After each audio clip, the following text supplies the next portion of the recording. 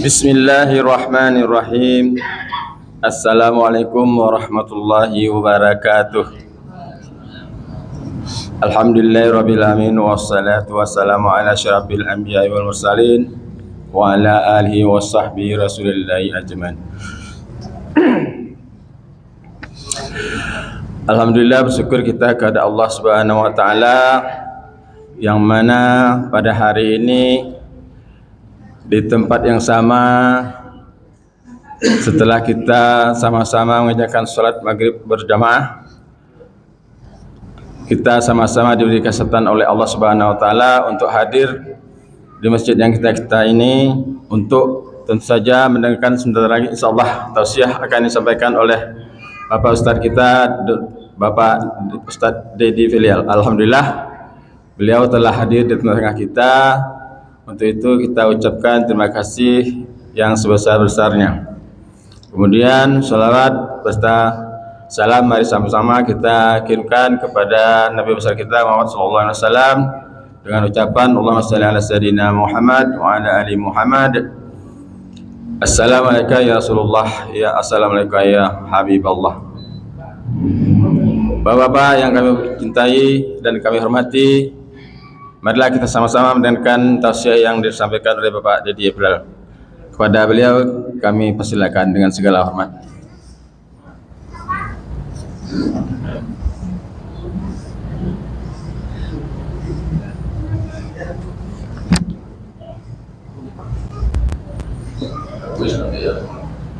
Ada kuis Pak ya?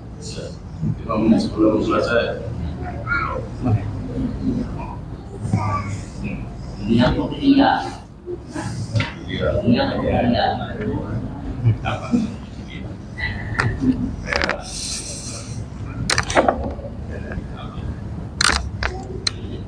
Bismillahirrahmanirrahim. Assalamualaikum warahmatullahi wabarakatuh.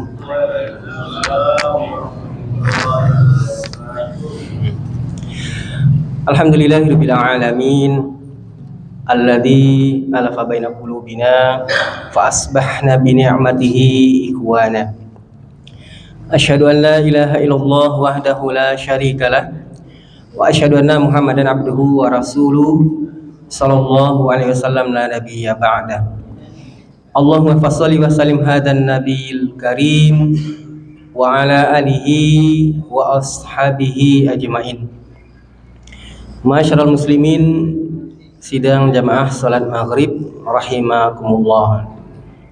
Setelah kita bersyukur kehadirat Allah Subhanahu wa taala yang telah menghimpunkan kita di rumahnya yang mulia ini, mudah-mudahan rumah ini adalah rumah yang senantiasa dirahmati dan diberkahi oleh Allah Subhanahu wa taala.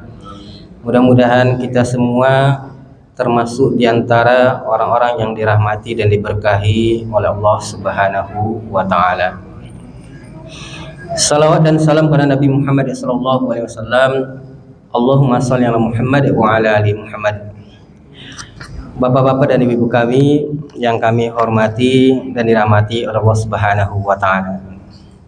Kita masuk kepada surat Al-Qasas halaman 387. Sekarang kita masuk kepada ayat yang ke-14 insyaallah. Silakan Bapak dan Ibu dibuka surat Al-Qasas halaman 387 pada Al-Quran cetakan Madinah ini. Sebelumnya kita sudah sampai kepada kisah daripada bayi mungil Nabi Musa alaihissalam. Ketika beliau itu kembali ke pangkuan daripada ibunya, kita sudah sampai ke sana. Sehingga kemudian ibunya Nabi Musa itu dibawa ke istana Fir'aun. Dibawa ke istana Fir'aun dan kemudian menyusui anaknya sendiri, yaitu bayi mungil Musa alaihissalam. Sehingga kemudian terkenalah sebuah pepatah Arab,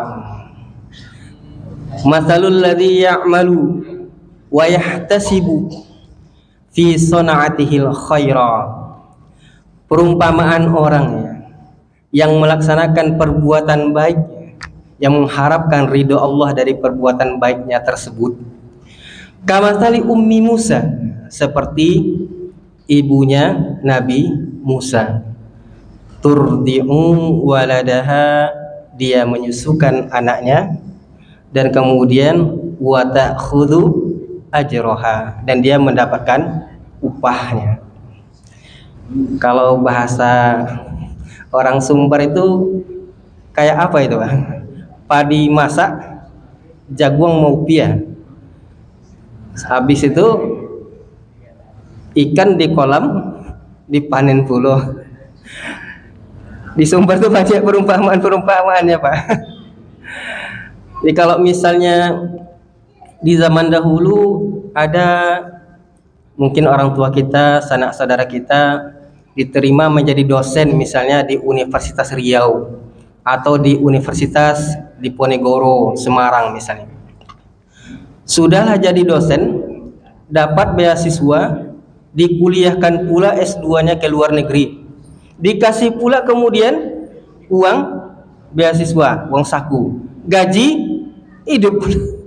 Tamat dari sana, S2 selesai, S3 selesai, yang gaji tetap dapat juga. Kira-kira seperti itulah, Bu.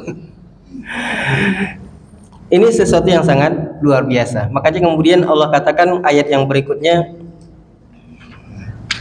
kita lanjutkan ayat yang ke-14. Walamma, kita masuk kepada ayat yang ke-14.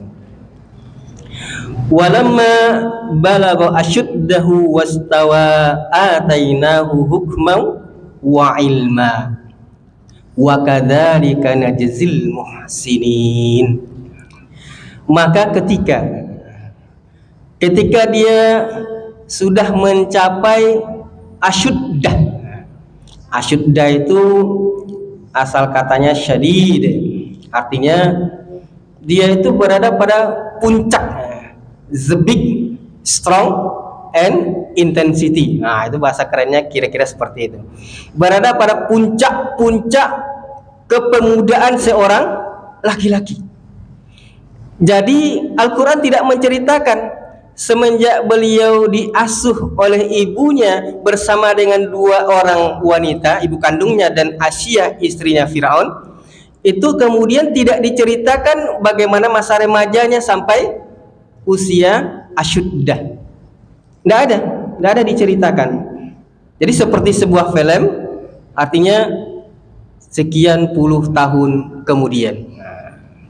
Kalau Imam Alusi dalam kitab tafsirnya Wahadut Tafsir, sama juga seperti Imam Al-Qurtubi, ini kitab tafsir At-Tabari, sama juga. Asyuddah itu usia 33 tahun. Jadi usia 33 tahun. Kalau usia 33 tahun itu adalah puncak daripada perkembangan manusia. Jadi puncak, the big, strong and intensity. Jadi usia 33 tahun. Seperti pemain bola, misalnya pemain bola Manchester United misalnya, itu kalau misalnya usia produktif atau masa-masa cemerlangnya itu mungkin 27, 28, 29, itu kan naik terus itu kan. Kalau sampai 33, itu udah siap jual lagi tuh. Siap dilepas ke klub lain. Harganya juga sudah turun. Jadi usia itu sekitar 33 tahun. Maka kemudian Allah katakan ketika dia berada pada usia seperti itu, maka kemudian Allah berikan kepadanya atainahu hukman wa ilma. Allah berikan kepadanya yang pertama hikmah, yang kedua ilmu pengetahuan. Apa yang pertama, Pak? Hikmah. Kalau kita, apa yang kita berikan kepada anak-anak kita, Pak? Termasuk diri kita lah, sama orang tua kita. Yang pertama dulu ilmu. Disekolahkan kita. Kalau untuk Nabi Musa, Allah berikan yang pertama itu adalah hikmah. Hikmah itu maknanya adalah kemampuan dia atau orang mengambil keputusan berdasarkan kebijaksanaan. Bahasa kerennya wisdom. Nah, kalau orang-orang sekarang kan gitu Pak, wisdom. Hikmah sebenarnya adalah kemampuan dia untuk mengambil keputusan berdasarkan kebijaksanaan. Kalau misal kita mau mengajarkan anak-anak kita dari kecil, ada sebenarnya pelajaran-pelajaran hikmah yang bisa kita berikan dan sederhana. Misalnya anak yang baru berumur misalnya 3 tahun gitu. Kalau misalnya kita habis mengendarai sepeda motor, yang namanya knalpot itu kan panas Pak. Kita akan selalu bilang kepada mereka supaya tangannya itu jangan mendekat, kita bilang panas, panas, panas, menjauh-jauh dari situ, panas. Kalau kita mau mengajarkan hikmah kepada dia, anak ini, silahkan dipraktekkan, karena saya udah praktek. Dekatkan tangan dia, ambil tangan yang mungil itu, kayak knalpot itu, dekatkan gitu. Kita tidak usah bilang panas sama dia, dekatkan, tapi jangan sampai kena. Dekat, dekat, dekat, terasa hawa panas kepada sama tangan itu, dia akan berteriak panas, panas katanya. Itu namanya hikmah. Jadi dia sendiri yang mendapatkan pengetahuan tentang. Kalau misalnya kita larang dia, jangan nak panas, jangan nak panas, kadang dipegangnya Bu. Jangan dapat malah dipegangnya malah, kenapa akhirnya terbakar tangan mereka. Untuk Nabi Musa Allah berikan hikmah terlebih dahulu, baru kemudian ilmu. Karena siapa yang mendidik beliau? Pertama ibu kandung, yang kedua Asia, istrinya Fir'aun. 2 orang ibu yang mendidik anak ini. Wa kadzalika najzil muhsinin. Demikianlah Allah memberikan balasan kepada orang-orang yang berbuat baik. Jadi kalau misalnya kembali kepada pepatah Arab tadi ya seperti itu. Demikianlah Allah memberi balasan kepada orang-orang yang berbuat baik. Anaknya dikembalikan, kemudian beliau dididik oleh 2 orang perempuan yang hebat begitu. Orang-orang Yahudi menyebut nama ibunya Nabi Musa ini Johabet. Itu nama ibunya menurut versi mereka. Dalam Al-Quran tidak disebutkan namanya, tapi menurut mereka Johabet. Kita lanjutkan ayat berikutnya. Wa dakhalal Madinah ala hini ghaflatin.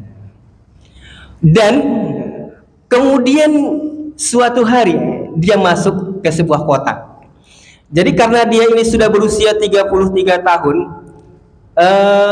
Imam Alusi itu menceritakan dengan sangat luar biasa. Artinya Nabi Musa ini, dia itu karena dia anggap sebagai anak angkat daripada Fir'aun, maka gelarnya adalah pangeran Mesir. Suatu kali dia keluar dengan baju kebesarannya, pakai baju kerajaan, baju kebesaran, baju pangeran begitu. Kemudian memakai kereta kencana yang ditarik oleh kuda. Zaman itu terkenal dengan nama zaman perungu. Makanya kalau misalnya orang arkeolog kemudian menggali di Laut Merah itu ditemukan Pak, ditemukan di sana bagaimana kereta-kereta yang tenggelam di Laut Merah itu adalah kereta-kereta yang terbuat daripada perunggu.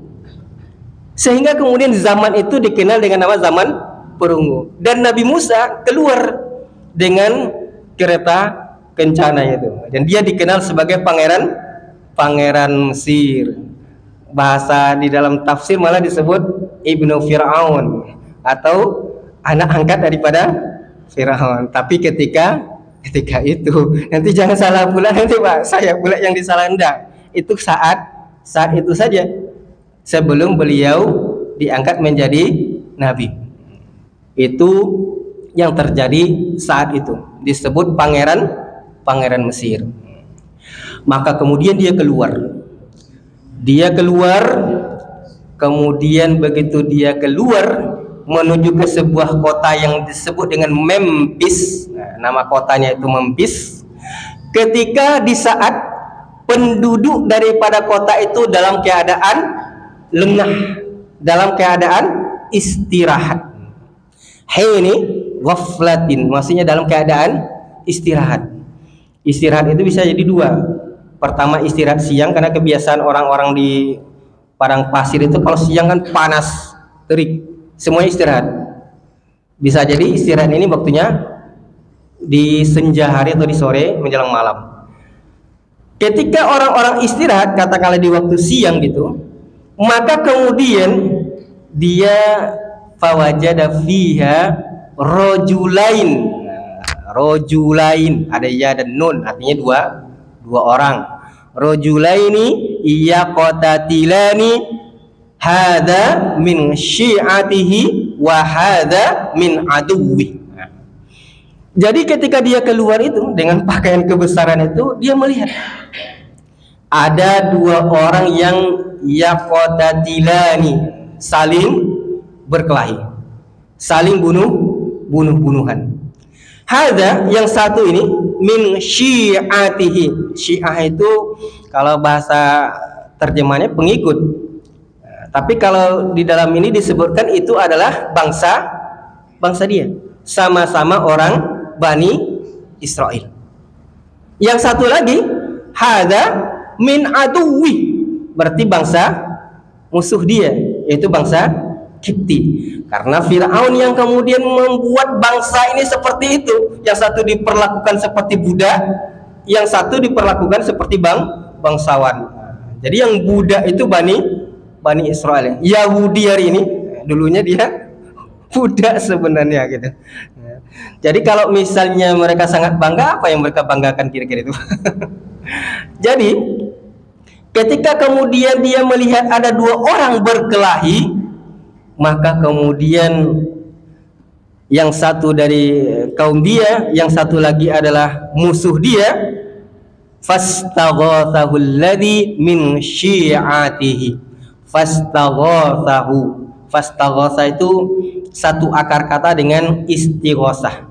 Istighosah artinya kita meminta, kalau misalnya hujan minta hujan.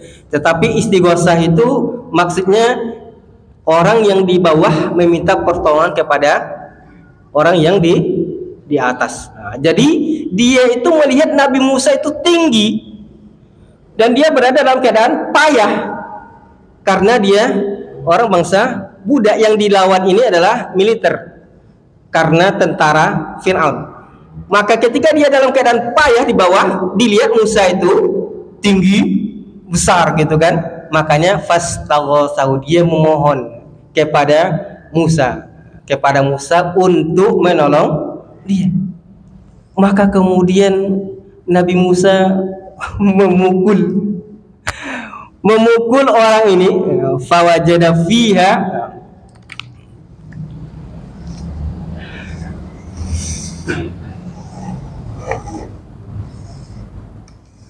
fawakazahu Musa faqada alaihi.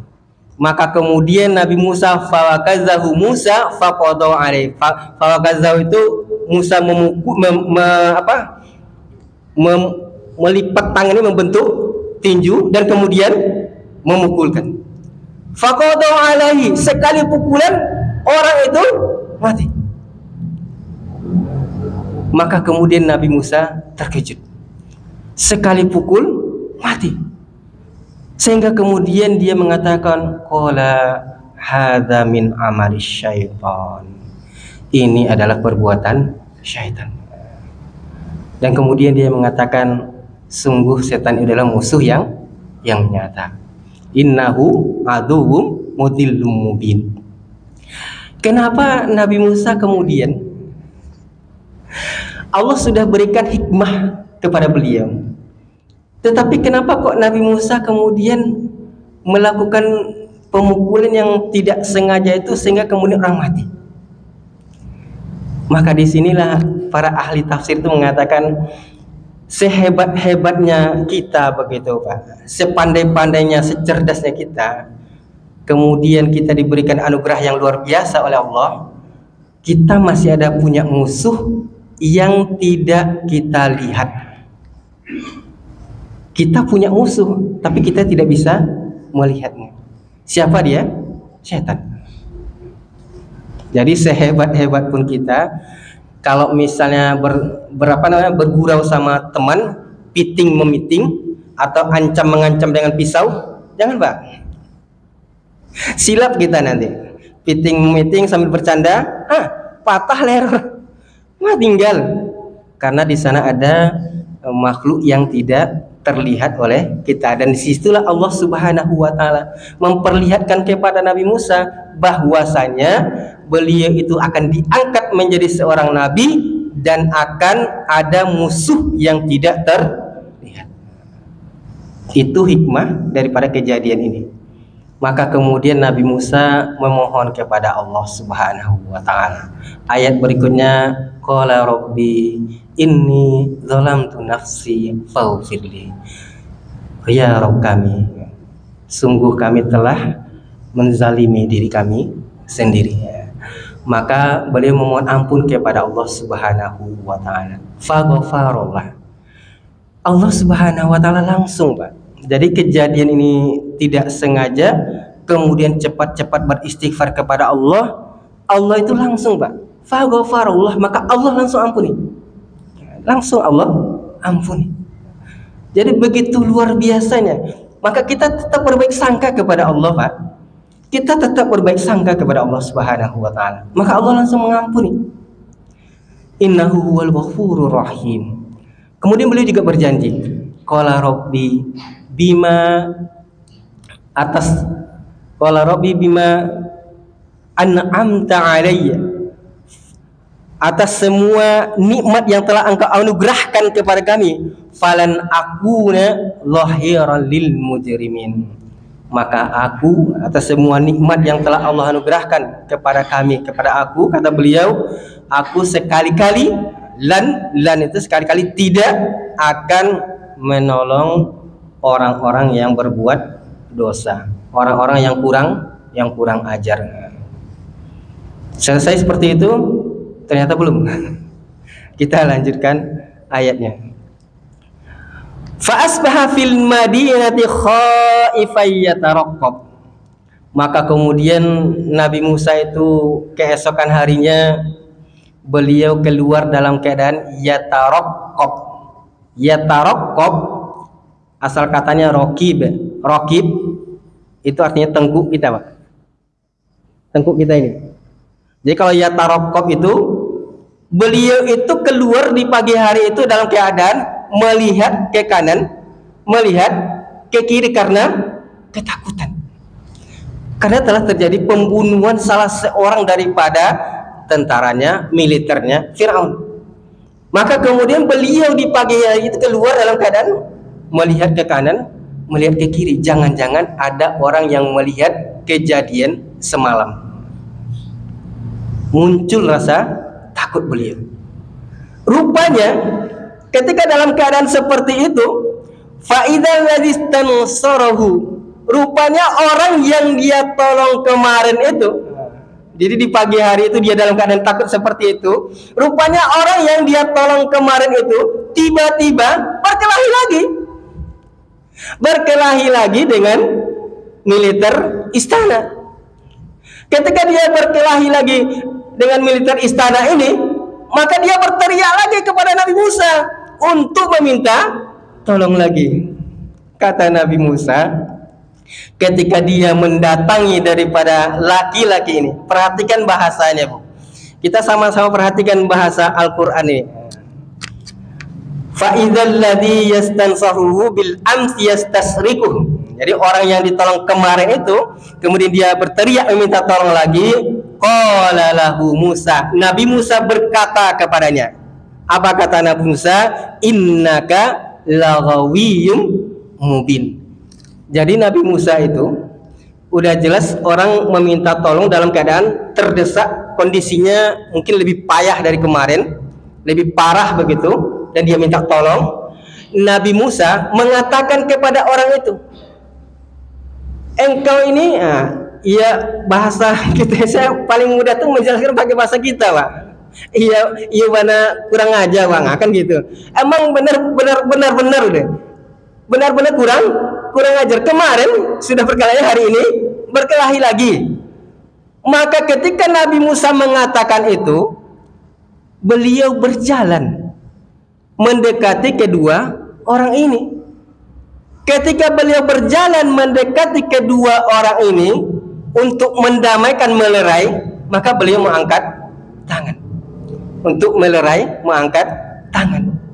Jadi kalau katakan falamma, maka ketiga an arada ayyabtisha billadhi huwa aduwwul lahuma. Jadi ketika Nabi Musa berjalan mendekati untuk memukul atau melerai kedua orang ini, musuh mereka berdua, maka kemudian berkata orang yang hendak ditolong oleh Nabi Musa tadi.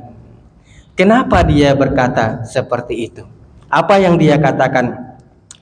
Qala ya Musa, aturidu an taqtulani kama qatalta nafsan bil ams.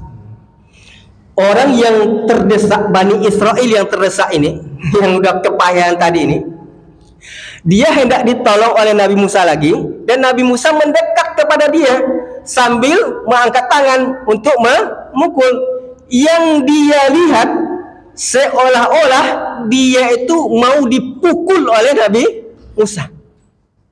Jadi seolah-olah Bani Israel ini yang kepayahan itu, karena Nabi Musa sudah mengatakan tadi, wa angya bana betul-betul kurang ajar. Engkau benar-benar kurang ajar gitu.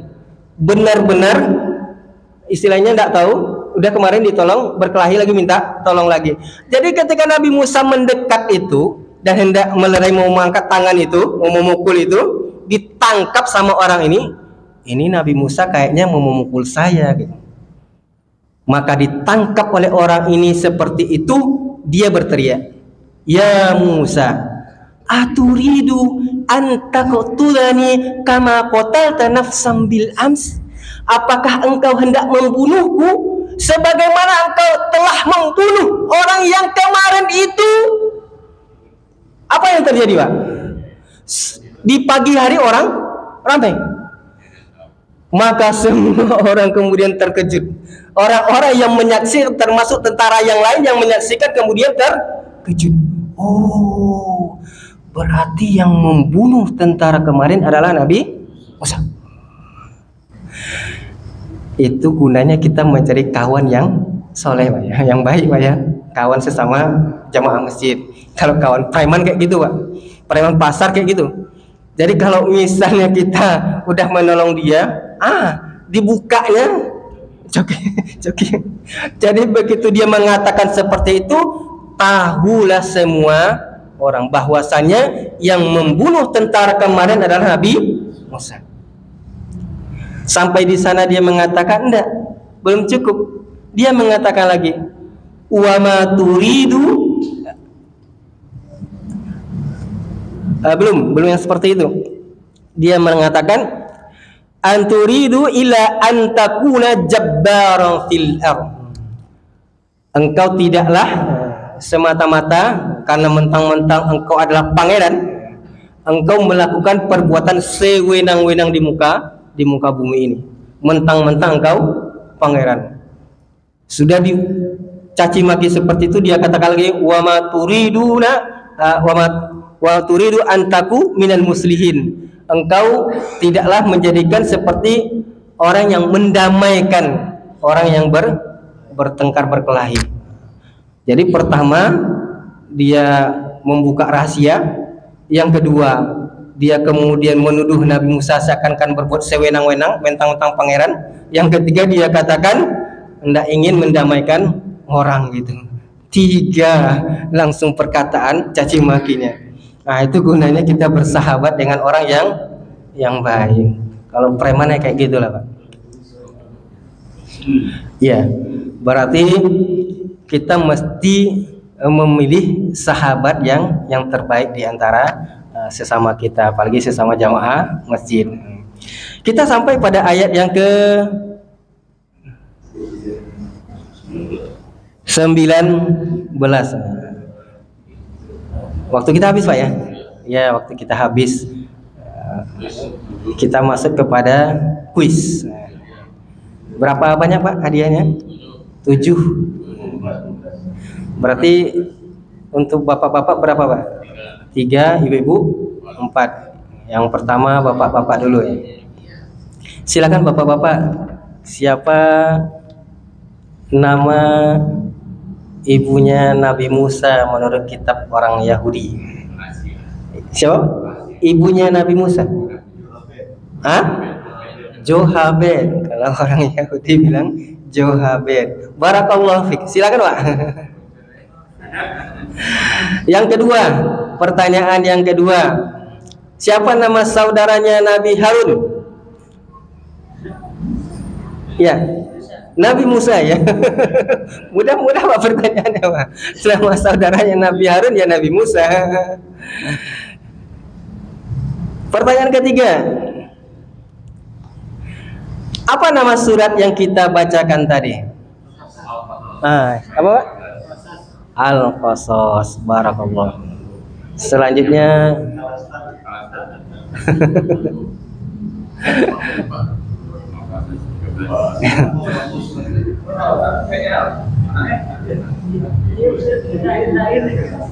selanjutnya ibu-ibu, pertanyaan yang pertama untuk ibu-ibu. Apa nama kota yang kita sebut ya? Memphis. Jaraknya sekarang itu sekitar 20 kilo dari kota Kairo. Ya, masih ada kota itu sekarang yang pakai jilbab coklat Pak.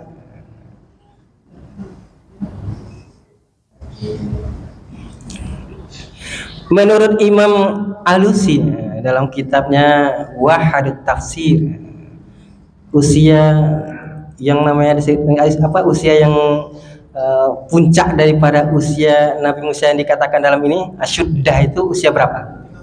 Iya Bu, 33 tahun ya. Pertanyaan yang keempat. Pertanyaan yang keempat. Pertanyaan yang ketiga.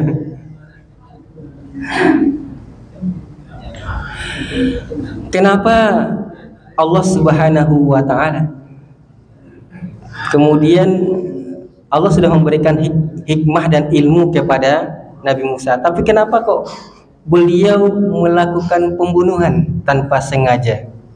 Kira-kira apa sebabnya? Seperti yang sudah kita terangkan tadi. Silakan Bu. Apa hikmahnya? Silakan. Ya.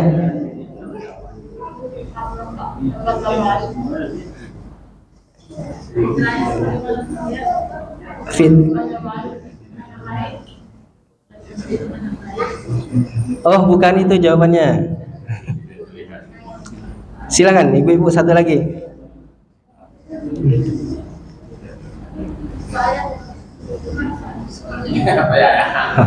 Tukar soalnya. Soal yang berikutnya. Tidak ada diterangkan tadi, tapi kalau bisa jawab boleh kasih hadiah keduanya Pak. Setelah terjadi pembunuhan yang pertama, kemudian orangnya meninggal, besoknya ketemu lagi kasus yang sama. Kenapa Nabi Musa diuji lagi dengan perkelahian yang kedua? Nah, silakan, apa sebabnya menurut para ulama?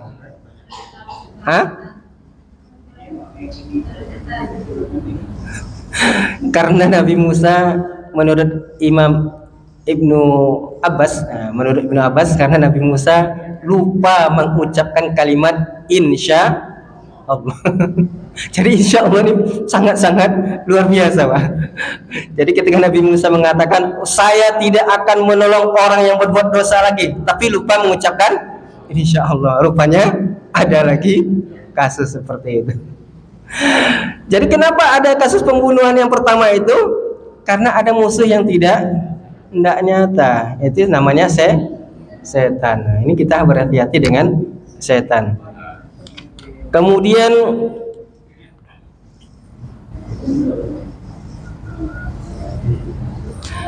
apa arti yataraqqab? Apa arti yataraqqab? Asal kata raqib artinya tengkuk kita. Yataraqqab artinya apa? Ya itu, Bu. Hah? Ya. Iya, tengkuk kita artinya. Kalau kemudian dia menjadi yataraqqab artinya menjadi apa? Yang tadi, Bu, yang gini-gini itu.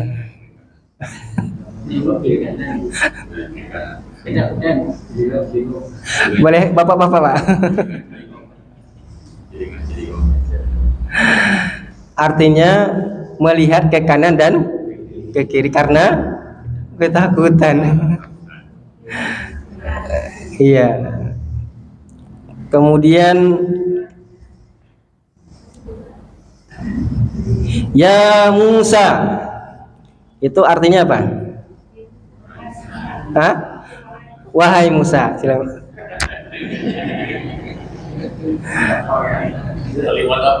Kalimat apa itu?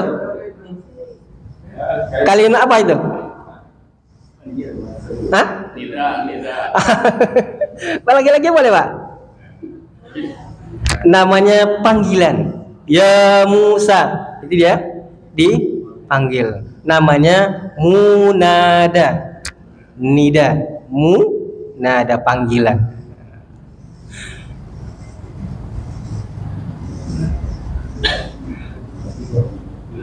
Ya qatatilani. Satu lagi, Pak ya? Ya qatatilani. Apa artinya?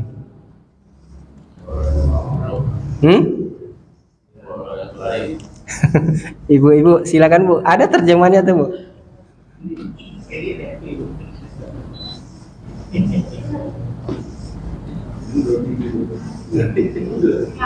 Ya, dua orang yang saling berkelahi. Silakan, Pak. Ya. Iya. Iya, ya qatatilani, qatala, ya qatulu. Jadi berkelahi.